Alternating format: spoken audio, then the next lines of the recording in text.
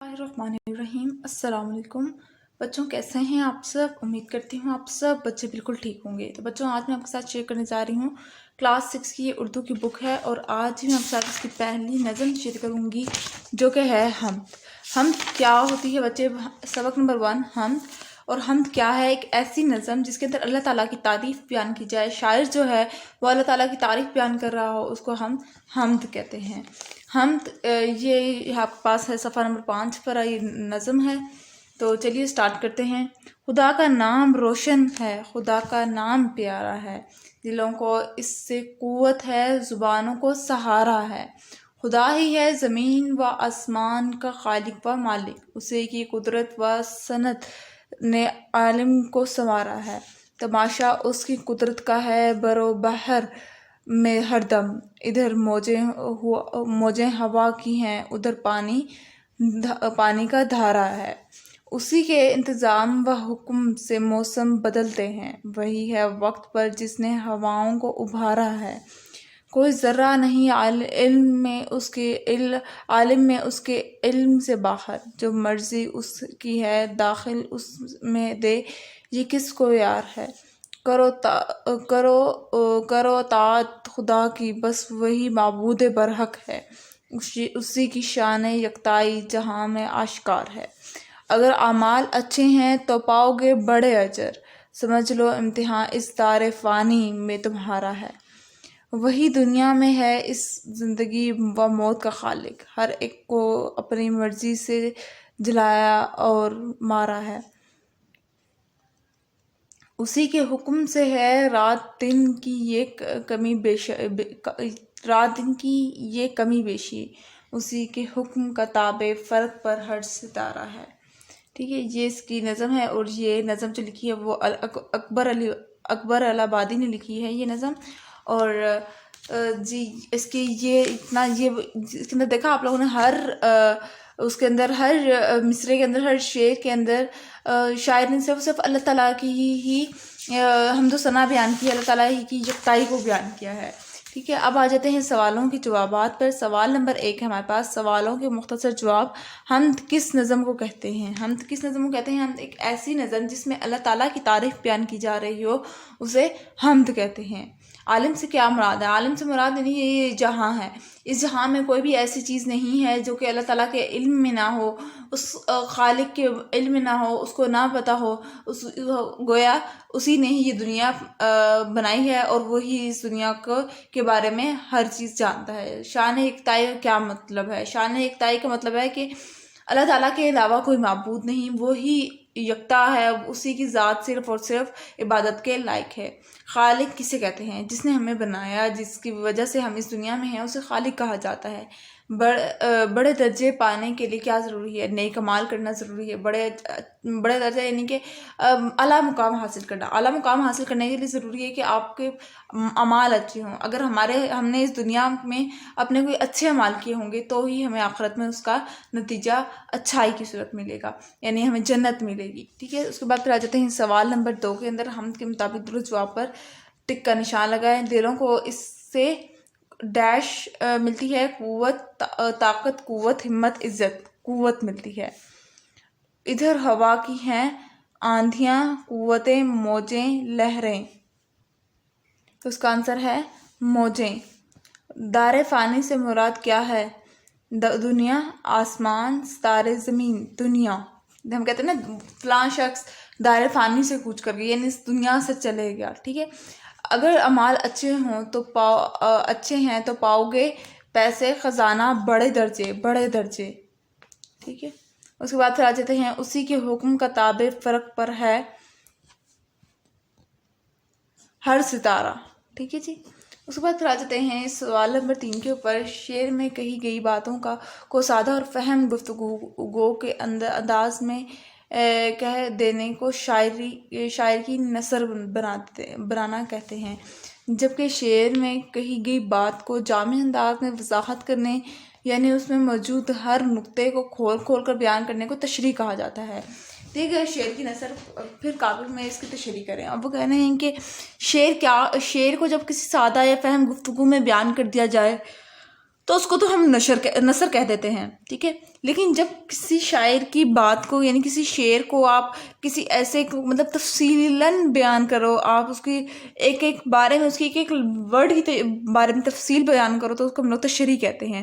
اب وہ کہنا ہے کہ یہ آپ کو انہوں نے شعر دیا ہوا ہے اور آپ نے اس کی تشریح کرنی ہے، اگر مال اچھے ہیں تو پاؤ گے بڑے اجر، سمجھ لو امتحان اس دار فانی میں تمہارا ہے، تو اس کی تشریح کرنی ہے۔ اب اس کی تشریح کس طرح سے ہوگی؟ سب سے پہلے آپ اس کے اندر لکھیں گے کہ دیکھیں اگر اعمال اچھے ہیں تو پاؤ گے بڑے درجے، سمجھ لو امتحان اس دار فانی، اوپر میں نے آپ کو بتایا ہے کہ دار فانی کا مطلب کیا ہوتا ہے، دار فانی کا مطلب ہوتا ہے دنیا۔ تو وہ کہہ رہے ہیں شاعر، بیسکلی اس میں شاعر یہ کہنا چاہتے ہیں، کہتے ہیں کہ اگر اس دنیا میں اگر ہم لوگ اچھے اعمال کریں گے، اللہ تعالیٰ اور اس کے رسول صلی اللہ علیہ وآلہ وسلم کی بتائی ہوئی باتوں پر عمل کریں گے، تو ہی ہمیں آخرت میں بھی ایک اچھا نتیجہ ملے گا، اچھا پھل ملے گا۔ کیونکہ یہ ایک بات لکھ دی گئی ہے کہ یہ دنیا تو عارضی ہے، اصل زندگی تو آخرت کی زندگی ہے۔ اگر اس دنیا میں اگر ہم نے اپنا امتحان، اس دنیا میں ہمیں سے بھیجا ہی امتحان کے لیے ہے، اور اگر ہم نے اور یہ امتحان ہم اسی طرح سے اچھا طرح سے بروکار کر سکتے ہیں، عبور کر سکتے ہیں، اگر ہم لوگ اللہ اس کے رسول صلی اللہ علیہ وآلہ وسلم کے بتائے ہوئے باتوں پر عمل کریں گے اور شیطان کے بہکاوے میں نہ آئیں۔ اس وجہ سے ہی ہمیں چاہیے کہ ہم اللہ اور اس کے رسول کی اطاعت کریں، ٹھیک ہے۔ یہ اس کی تشریح بن سکتی ہے۔ اس کے بعد پھر آ جاتے ہیں 12ویں گفتگو۔ اس ہم نے شاعر نے اللہ تعالیٰ کی کن کن صفات کا ذکر کیا ہے، تذکرہ کیا ہے۔ آپ نے بتانا ہے کہ اس شعر میں کون کون سی ایسی باتیں تھیں جس کا جو کہ اللہ تعالیٰ کی صفات میں سے ایک ہے، ٹھیک ہے۔ ایک تو یہ تھا کہ رات اور دن کی تبدیلی اللہ تعالیٰ کے حکم سے ہو رہی ہے، ٹھیک ہے۔ اس کے بعد ساتھ ہی ساتھ ہمارے پاس ستاروں کا تھا کہ فلک پر، آسمان پر کوئی بھی ایسی چیز نہیں جو کہ اللہ کی تابعداری نہ کر رہی ہو، ٹھیک ہے، اللہ تعالیٰ کی اطاعت نہ کر رہی ہو۔ یہاں تک کہ جو ستارے ہیں وہ بھی اللہ تعالیٰ کے حکم کے بغیر آسمان کے اوپر چمکتے نہیں ہیں، ٹھیک ہے۔ اسی طرح سے شاعر نے زندگی اور موت کا کہا کہ انسان کی زندگی اور موت کا تو پتہ صرف اللہ تعالیٰ کو ہی ہوتا ہے، ٹھیک ہے۔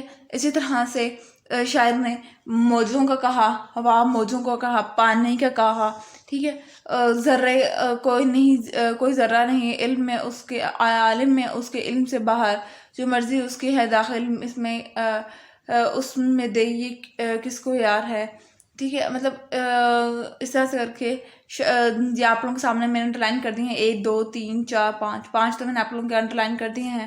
آگے آپ لوگوں نے خود آپ لوگ انڈرلائن کر لیجیے گا، ٹھیک ہے۔ بدلتے موسموں کا ذکر آیا ہے، ٹھیک ہے۔ اس طرح سے کر کے سارے کے سارے اللہ تعالیٰ کی صفات میں سے ایک ہے، ٹھیک ہے۔ اس کے بعد پھر آ جاتے ہیں سوال نمبر 5 پر۔ آپ اللہ تعالیٰ کی تو ایسی صفات بیان کریں جو اس نظم میں نہ ہو۔ اس نظم میں ایک تو یہ صفت ہے اللہ تعالیٰ کی کہ اللہ تعالیٰ نے انسانوں کی خوراک کا بندوبست کیا۔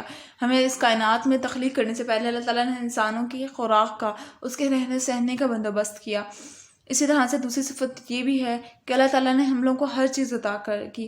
اللہ تعالیٰ اپنے بندوں پر بہت مہربان ہے۔ اللہ تعالیٰ ایک عام انسان و ہمیں اپنے بندوں کو 70 ماؤں سے زیادہ پیار کرتا ہے، ٹھیک ہے۔ تو یہ اللہ تعالیٰ ایک صفت ہے۔ پھر اس کے بعد پھر آ جاتے ہیں مرکزی خیال، وہ قابل توجہ اور اہم خیال جس کو ذہن میں رکھ کر شاعر نظم لکھے، اس خیال کو نظم کا مرکزی خیال، جسے انگلش میں سینٹرل تھیم کہا جاتا ہے، ٹھیک ہے۔ اب وہ کہہ رہے ہیں مرکزی خیال کیا ہوتا ہے۔ مرکزی خیال یوں کہتے ہیں کہ 2 لائنوں پر مشتمل مرکزی خیال ہوتا ہے، اردو کی 2 لائنوں کے پر مشتمل ہوتا ہے، اور اس کے اندر یعنی اب دیکھیے اس کے اندر اللہ تعالیٰ شاعر نے جو نظم ہے، یہ حمد ہے، اس میں اللہ تعالیٰ کی اطاعت کے بارے میں، اللہ تعالیٰ کے حمد و ثنا بیان کی ہے، اللہ تعالیٰ کی یکتائی کے بارے میں بیان کیا ہے۔ تو جو شاعر نے جو یوں کہتے ہیں، جو ہم لوگوں کو نظم پڑھ کے جو ہمارے ذہن میں خیال آتا ہے کہ شاعر نے یہ نظم جو لکھی ہے، اس کو اپنے دماغ میں کس طرح کیا بات آئی جو اس نے یہ نظم لکھی۔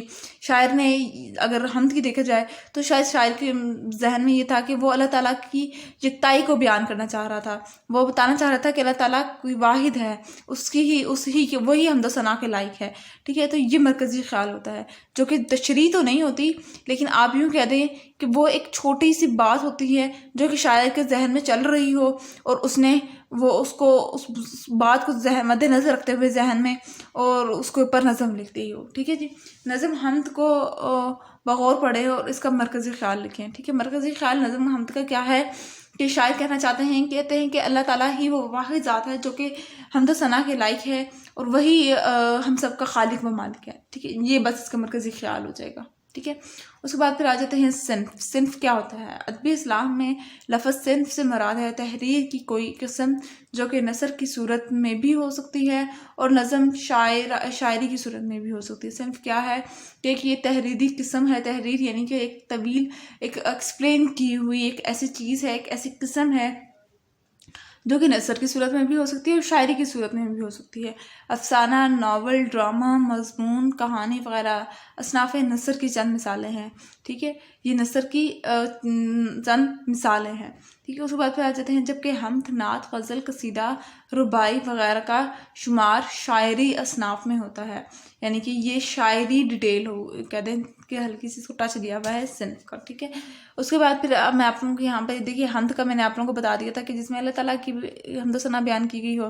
نعت ایک ایسی نظم ہوتی ہے جس کے اندر آپ صلی اللہ علیہ وآلہ وسلم کی بارے میں آپ بیان کیا گیا ہو. غزل کا بیسکلی یہ ہوتا ہے کہ اس کے اندر دیکھیے نظموں کے اندر جو ہوتا ہے نا، وہ پورا کا پورا جو پوری کی پوری جو نظم ہوتی ہے وہ صرف ایک ٹاپک پر ہوتی ہے، ایک اسپیسیفک ٹاپک چوز کیا جاتا ہے. جس طرح سے اگر حمد ہے تو اس کے اندر سارا اللہ تعالیٰ کی حمد و ثنا بیان کی جا رہی ہوگی.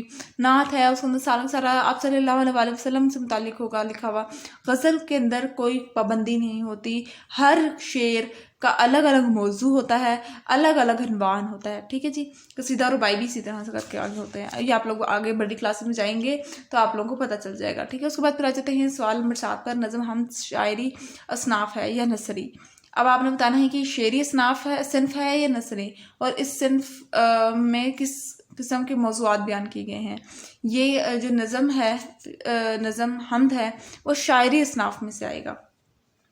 اور اس کے اندر موضوعات اللہ تعالیٰ کے بارے میں، موضوعات اللہ تعالیٰ کی حمد و ثنا و یکتائی کیا موضوعات کو موضوع سخن بنایا گیا ہے، ٹھیک ہے. پھر آ جاتے ہیں لفظوں کا کھیل. اس کے اندر ہمارے پاس ہے رموز و قاف. رموز و قاف یعنی کہ ہم لوگ کہتے ہیں نا کہ یہ ایک تو ہوتا ہے ہمارے پاس ایکسکلیمیشن مارک، ایک کوشچن مارک ہوتا ہے، ایکسکلیمیشن مارک ہوتا ہے، پھر فل اسٹاپ ہوتا ہے، ٹھیک ہے. یہ جو پنکچویشن جس کو ہم لوگ انگلش میں کہتے ہیں، اس کو ہم لوگ اردو میں رموز و قاف کہتے ہیں. تو یہ آپ لوگوں نے یاد کرنا ہوتا ہے. رموز رمز کی جمع ہے اور اس کا مطلب اشارہ یا علامت کا ہے، ٹھیک ہے. رموز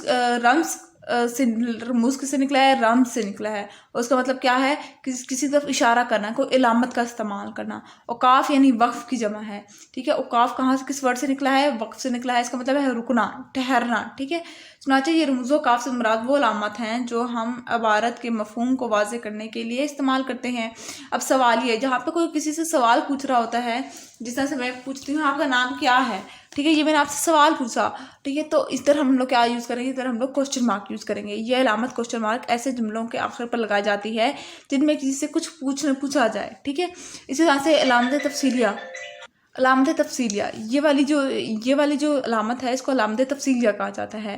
یہ علامت کب لگائی جاتی ہے؟ یہ جب ہم لوگ کسی کو تفصیل دے رہے ہوتے ہیں، کسی کو بہت کچھ بتانا چاہ رہے ہوتے ہیں، ٹھیک ہے. جس طرح سے یہ کرسی پہ علی بیٹھا ہے، اور کرسی لکڑی اور مختلف طرح کے دھاتوں سے مل کر، مطلب اس طرح کی کافی سے کچھ بتانا ہے. میں کلاس میں پڑھتا ہوں اور میری کلاس میں کبرڈ ہے، بورڈ ہے، چیئرز ہیں، یہ سارا کچھ. تب جب ہمیں تفصیل دے رہی ہوں گی تو یہ والی علامت لگاؤں گی، ٹھیک ہے. یہ علامت کو تفصیلاً بیان کرنا یا تشریح کرنے کے لیے استعمال ہوتی ہے. جو آدمی مندرجہ ذیل باتوں پر عمل کرتا ہے صحت مند رہتا ہے، ٹھیک ہے. اب مندرجہ ذیل باتوں پر وہ تفصیل دینا چاہ رہے ہیں نا کہ ان باتوں پہ عمل کرے گا تو وہ صحت مند رہے گا. رات کو جلدی سوتا ہے، صبح جلدی بیدار ہوتا ہے، کھانا وقت پر کھاتا ہے، ورزش کرتا ہے، ٹھیک ہے. یہاں پہ تفصیل بیان کرنے کے لیے عموماً مندرجہ ذیل، درجہ بالا، حسب ذیل یا تفصیل یہ ہے، ٹھیک ہے.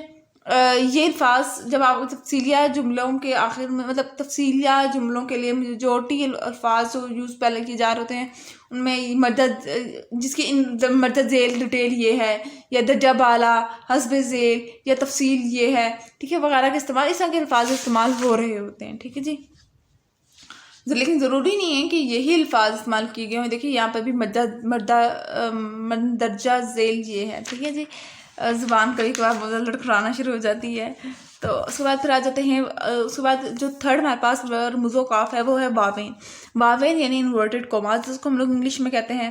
یہ علامت اس وقت استعمال کی جاتی ہے جب کسی کا قول تحریر کرنا ہو یا کسی کی تحریر کا اقتباس پیش کرنا ہو. یعنی کہ کسی کا قول ہے کوئی، جس طرح سے حضرت علی کا کوئی قول ہے، ٹھیک ہے، شیخ سعدی رحمۃ اللہ علیہ کا کوئی قول ہے، مطلب یا کسی کا اقتباس یعنی کسی کے زندگی سے یا کسی کی کتاب سے کوئی پہلو اٹھا کے شیئر کیا جائے، ٹھیک ہے، وہاں پر یہ انورٹڈ کوماس یوز کی جاتے ہیں. میں نے ارشد سے پوچھا کیا تم میرے ساتھ چلو گے، ٹھیک ہے، پوچھا، ٹھیک ہے، پہلے پوچھا، اس کے بعد پھر یہ انورٹڈ کوماس قائد اعظم نے فرمایا کام کام اور بس کام، ٹھیک ہے، یہ اس طرح سے کر کے، ٹھیک ہے. اس کے بعد پھر جاتے ہیں ذیل بالا کو سامنے رکھتے ہوئے 4 ایسے جملے بنائیں جن میں سوالیہ اور واوین کی علامتیں لگائی جائیں، ٹھیک ہے. 4 آپ لوگوں نے جملے بنانا ہے. آپ لوگوں کو میں نے سمجھا تو دیا ہے کیا ہے، کس طرح سے ہے، ٹھیک ہے. تو یہ تھا آج کا لیکچر. آئی ہوپ سو آپ کو سمجھ آ گیا ہوگا.